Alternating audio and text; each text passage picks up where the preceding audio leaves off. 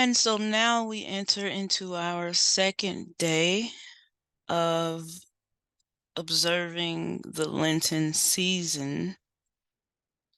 Today is Thursday, the second day of Lent.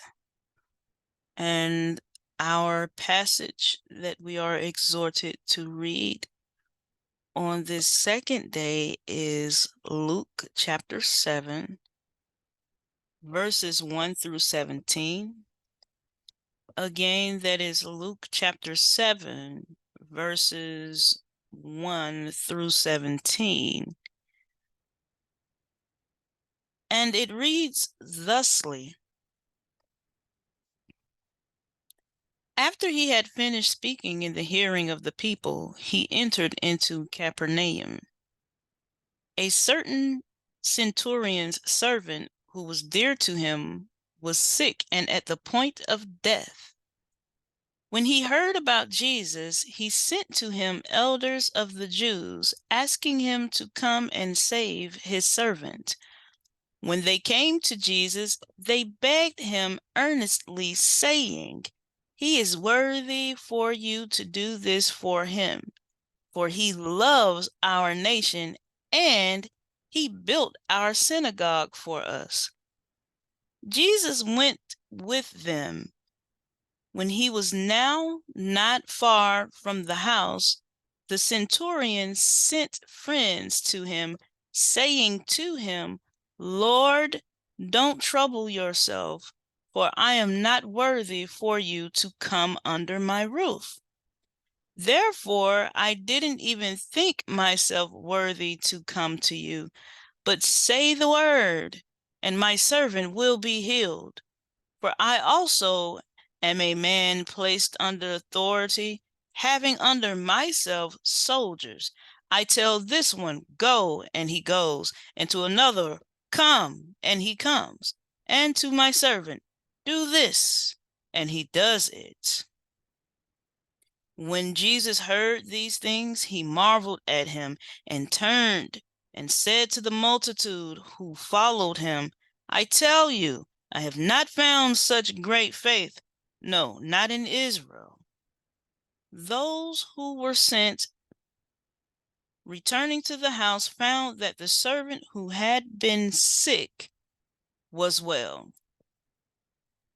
It happened soon afterwards that he went to a city called Nain.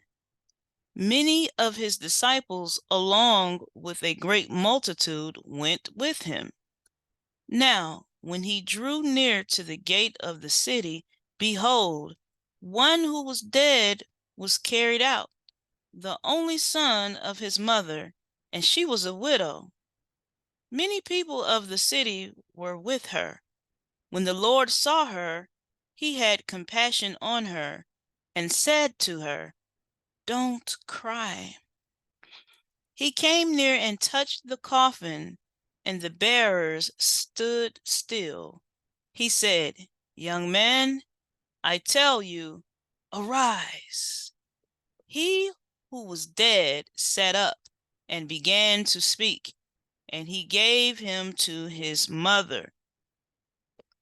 For fear took hold of all, and they glorified God, saying, "A great prophet has arisen among us, and God has visited his people."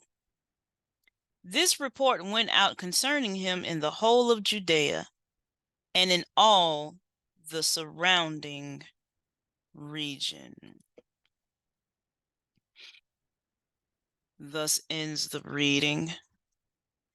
And so we return to our study of Charles Fillmore's text, "Keep a True Lent." And in Keep a True Lent, we have come to the second day. Yesterday was Ash Wednesday, so today is Thursday, the second day. We are going to read the thoughts here from the text in observance of the Lenten season, in observance of Lent. The science of spirit is the orderly study of truths formulated in divine mind according to the operation of universal law.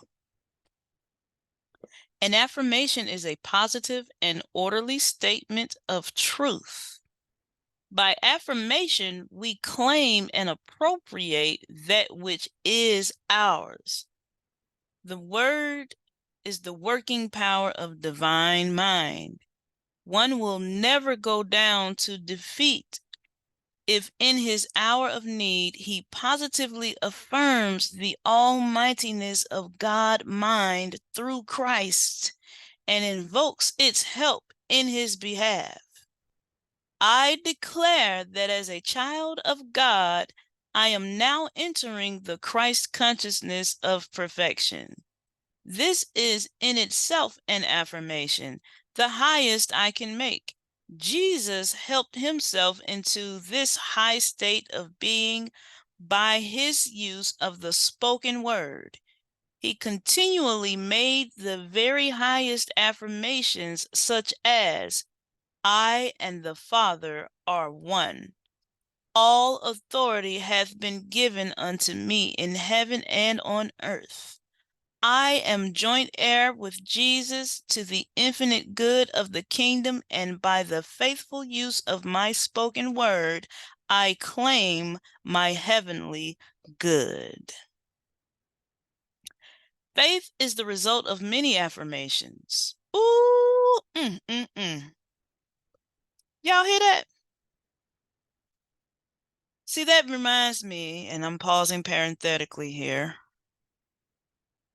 from the text, that statement that Charles Fillmore gave us to take on affirmatively and to know that for ourselves, faith is the result of many affirmations.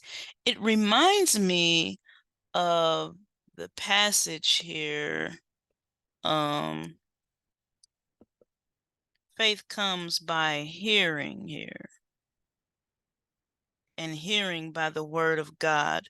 Romans chapter 10, verse 17. Faith comes by hearing and hearing. And you hear people say that, well, why do they say and hearing? And hearing. The text just says faith comes by hearing. And hearing by the word of God. You have a comma there. Well, someone decided to put the comma because there's no punctuation in the original transcripts. Plus, you have a present participle, ing. So this is something that is continuously going on in the present moment. You are always hearing and hearing and hearing. So the more you hear, the more your faith becomes activated. But Charles Fillmore, he knocked me down with this one right here. If he was standing right here, I'd throw my hanky at him. Faith is the result of many affirmations. That's deep, that's heavy, because I can recall a time when I was about to give up on saying my affirmations, my decrees, my declarations, my proclamations, my confessions, my professions. I can recall a time when I almost gave up on affirmations because I was saying my affirmations and nothing seemed to be moving in my life, world, and affairs mystically, nor did I feel any differently inside of myself about myself from saying the affirmations. So I almost gave up. And I began to do more and more research because there were some people whose words I truly trusted in New Thought, in ancient wisdom, in mysticism, in the Word of Faith community. People who really hang their hat on this stuff. And so I began to dig deeper into it because there are people who say that, well, affirmations don't work. I come to find out later on that the people who did say affirmations don't work, they were suffering from a condition of the mind called learned helplessness. That's what is known as in psychology, learned helplessness. It's almost like brain damage, if you will. It's not permanent, but the brain has been so traumatized by hopelessness that it learns helplessness. What's the use? What's the point? But what Romans chapter 10 and verse 17 teaches us, faith comes by hearing. And because it's a present participle, it is always participling, if you will. You have to keep hearing. And once you hear so much that your faith is activated, you don't stop. You keep hearing and hearing and hearing. Because if you stop hearing and hearing and hearing, your faith tends to settle back down to the bottom, if you will. But it's still there. So you have to hear it, and you have to hear it by the word of God. So faith is the result of many affirmations. And when I tell you I stuck with that thing, I took that piece of truth and I worked that truth, because see, it works if you work it. It works if you work it, as the Reverend Dr. Johnny Coleman would say. And I kept working my affirmations. I had a list of several of them that I would borrow. If for some reason I had an issue with it, I would rework it and reword it. And I would just read several affirmations. But before that, I would just say, I am good, I am kind, I am love, I am lovable, I am healthy. And I'll say that for about 10, 15 seconds and be gone. But I say, I'm going to really dig my claws into this and get it in my craw, as Bishop Dr. Barber would say of blessed memory. I got it down in my craw. And I kept saying it. I heard him say, if you say it, you don't feel nothing, say it until you do. Say it until you do hear something, feel something. And I've worked with some Catherine Ponder affirmations. I reworded them to reflect AAVE, a Southern Protestant vernacular. And I say I was about 30 minutes in and my energy began to shift. That heaviness that was on me, that anxiety that was on me, those negative emotions, they dissipated, and I began to feel much more powerful, much more peaceful, much more at ease, much happier, much more full of joy and energy. And I felt inspired and motivated and encouraged to just to live on, to live to see another day, to work on my dreams. So if affirmations do nothing but get you to the next 2-3 hours, and you got to say some more, well, get to them next 2-3 hours. So I had to say them for about 30 minutes because my mind was so negative with this learned helplessness because of so much experience with hopelessness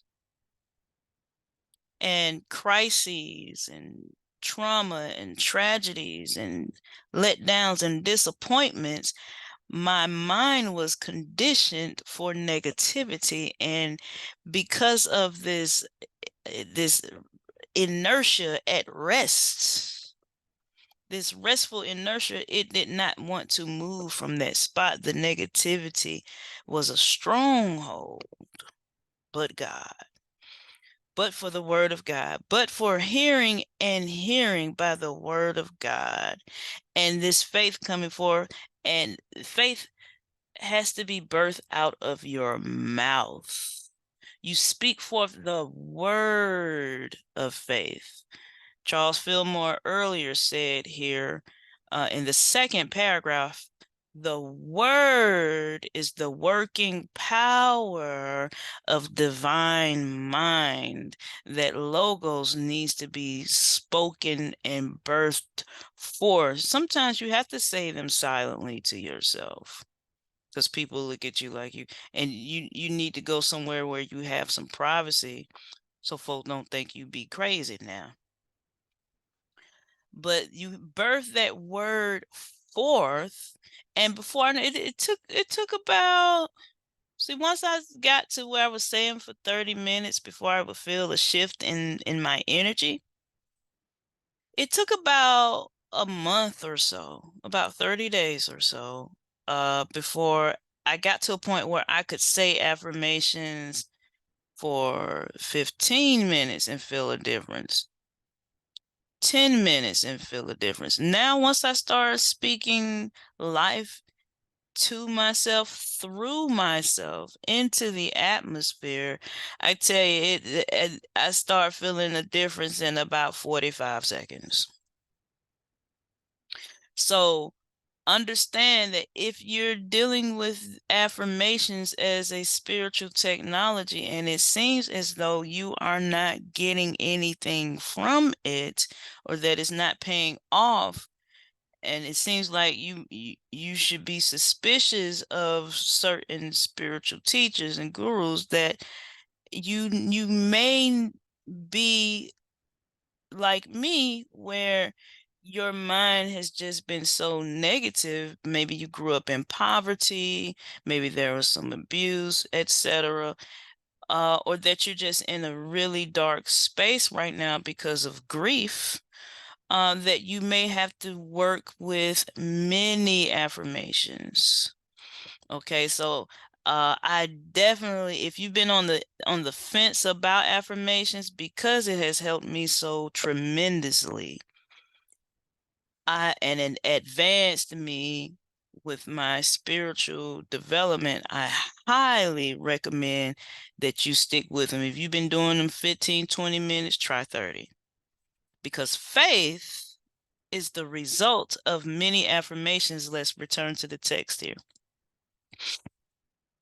Each affirmation helps to build up a substantial, firm, unwavering state of mind because it establishes truth in consciousness. I totally agree with Charles Fillmore here, because I have always looked at it like that. It feels like sometimes when you're saying your affirmations that they're not doing anything, but I have always kind of sort of visualized each affirmation as a brick, like laying a brick. And sometimes when you first start laying a brick, the only thing you're laying is a foundation. Okay. And then once you get the foundation laid, then you can build on top of it. So sometimes we haven't even built our foundation yet, but just keep working with it. Each affirmation helps to build up a substantial, firm, unwavering state of mind because it establishes truth in consciousness. As day by day I repeat and courageously live affirmations of truth, I come to know that I am opening a channel of intelligent communication with the silent forces at the depths of being. Thoughts and words therefrom flow forth, and I realize an entirely new source of power developing within me. I affirm, through Jesus Christ, I realize my divine sonship, and I am transformed into his image and likeness. Let's take that again. I affirm, through Jesus Christ, I realize my divine sonship, and I am transformed into his image and likeness. Thus ends the lesson. See you tomorrow for the third day of Lent. Good night.